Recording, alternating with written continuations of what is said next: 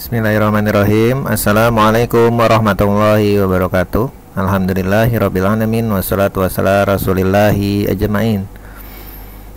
Baik, pada video kali ini saya ingin membahas tugas TLJ yang udah saya post beberapa pekan yang lalu. Namun bagi yang belum mengerjakan, saya berharap tetap dikerjakan supaya ada nilainya. Jangan nanti pas menjelang bagi rapot baru mengerjakan ya, mumpung sekarang masih senggang bisa mengerjakan. Saya harap bisa dikerjakan walaupun waktunya sudah lewat, tidak mengapa, yang penting dikerjakan, ada nilainya. Dan ini juga akan saya bahas jawabannya pada video kali ini, ya lebih memudahkan untuk menjawab.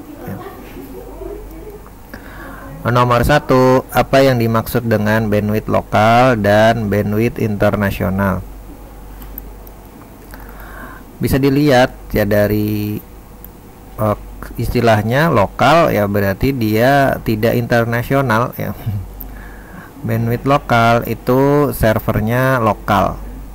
Nah, misalnya Google itu naruh server di Indonesia ya, lokal di sini maksudnya negara ya, satu negara. Misalnya Google itu naruh server di Indonesia ya, maka bandwidth yang digunakan adalah bandwidth lokal. Namun apabila Google tidak naruh server di Indonesia, maka yang digunakan adalah bandwidth internasional. Karena dia naruhnya tidak di Indonesia, otomatis kalau kita ingin buka Google, kita harus nyambung ke luar ya. Jadi diibaratkan jalan ya, ini jalan lokal ya, jalan misalnya jalan kota, ini jalan luar kota ya. Ada perbedaan antara jalan kota dan jalan luar kota. Dan ini kadang juga dimanfaatkan sama penyedia jasa internet agar bisa membedakan di antara paket-paket internet yang disediakan. Ada yang lokalnya lebih tinggi, ada yang internasionalnya lebih tinggi. Seperti itu bisa dijadikan salah satu strategi pemasaran ya, pilihan untuk paket internet atau paket hosting. Biasanya kalau yang lokal misalnya lebih tinggi bandwidthnya, yang internasional lebih rendah bandwidthnya dan sebagainya. Ini bisa dijadikan pilihan oleh penyedia jasa internet atau internet service provider ISP. Nomor 2, sebutkan 3 faktor yang harus dipertimbangkan dalam menyediakan sambungan internet. Apabila kita ingin menyewa satu jasa internet di rumah atau di kantor, apa yang harus kita pertimbangkan? Nah, itu maksud pertanyaan ini. Di sini sebetulnya bebas saja ya, tapi yang umumnya yang dipertimbangkan itu yang pertama adalah bandwidth. Kita harus tanya bandwidthnya berapa ya pada penyedia jasa internet tersebut. Bisa Telkom atau XL, IndiHome dan sebagainya. Kita tanya produk yang ditawarkan bandwidthnya berapa. Kemudian bandwidth itu juga ada yang share dan ada yang dedicated. Yang share ini satu bandwidth untuk beberapa user, dan ini biasanya yang dijual untuk rumahan atau untuk bukan kantoran lah ya, tapi kantoran juga ada yang memakai yang share. Jadi ada dua ya, share dan dedicated ya. Perlu diketahui yang share ini satu bandwidth untuk beberapa user atau untuk beberapa pengguna, dan di sini biasanya kelihatannya bandwidthnya besar yang ditawarkan oleh ISP. Misalnya 30 Mbps, 30 megabit per second, itu cukup besar, namun dia dipakai beramai-ramai. Sama seperti halnya jalan ya, jalan yang besar. Jalan yang besar bisa dipakai oleh orang-orang yang lain juga, ini seperti itu. Namun untuk bandwidth yang share ini, apabila yang memakai itu sedikit ya, maka kita bisa mengoptimalkan bandwidthnya ya, contoh seperti jalan yang besar tadi, apabila yang memakai sedikit ya, maka selebar jalan itu untuk kita semua ya.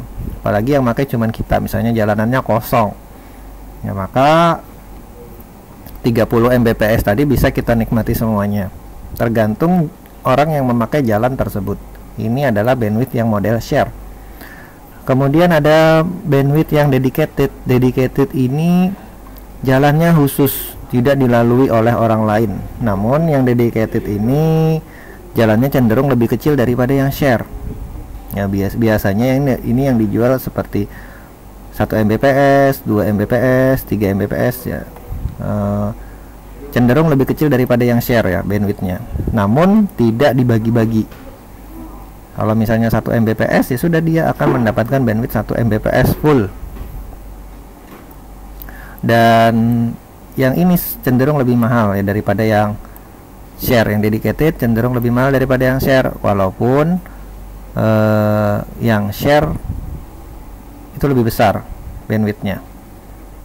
Dan dedicated ini biasanya tidak dipakai untuk rumahan ya, untuk kantoran. Ini biasanya untuk pekerjaan-pekerjaan yang memerlukan jaringan khusus ya, atau jaringan tiada henti ya, kayak seperti mungkin perbankan, ATM dan sebagainya mungkin memakai yang bandwidth, atau perusahaan hosting juga memakai yang dedicated. Berikutnya yang perlu dipertimbangkan adalah jumlah pengguna. Jumlah pengguna yang ingin menggunakan jasa internet tersebut berapa orang. Kita lihat di sini akan bisa kita pertimbangkan untuk memilih layanan ESP yang mana. Dan perangkat juga perlu dipertimbangkan ya, jumlah pengguna dan perangkat ya, semakin banyak jumlah pengguna ya perangkatnya menyesuaikan. Namun ini semua juga tergantung biaya atau dana yang kita punya ya. Jadi kalau ada yang nomor 1, nomor 0 ya, maka ini yang duluan adalah biaya yang kita punya untuk menyediakan jasa internet itu berapa ya. Nomor 3, apa yang dimaksud dengan cost atau quality of service? Ini adalah service pelayanan jaringan ya, manajemen, biasanya seperti itu. Pada jaringan itu kadang-kadang ada paket yang sampai, ada juga paket yang tidak sampai ya.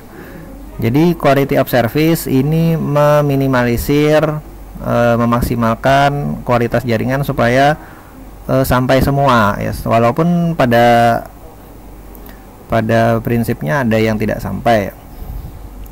Contoh layanan yang memakai cost adalah misalnya VoIP, menelepon via internet ya, menelepon via WhatsApp ya, Zoom dan sebagainya. Maka yang ini quality of service-nya bersifat real time ya, artinya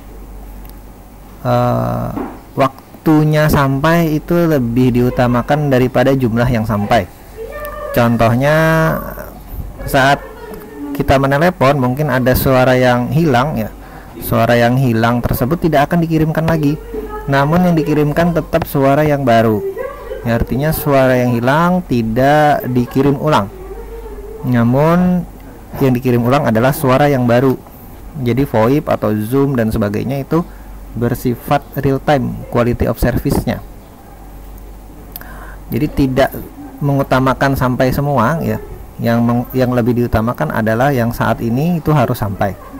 Jadi yang sudah hilang tadi tidak akan kembali lagi ya. Kalau untuk quality of service bagi yang VoIP, telepon atau video conference dan sebagainya itu sifatnya seperti itu. Jadi quality of service ini adalah memaksimalkan kualitas jaringan ya. Intinya seperti itu, mungkin perlu diketahui. Baik, demikian video kali ini. Mudah-mudahan bermanfaat. Salah hilap saya mohon maaf. Saya akhiri. Subhanakallah wa bihamdik, asyhadu an la ilaha illa anta astaghfiruka wa atubu ilaik. Assalamualaikum warahmatullahi wabarakatuh.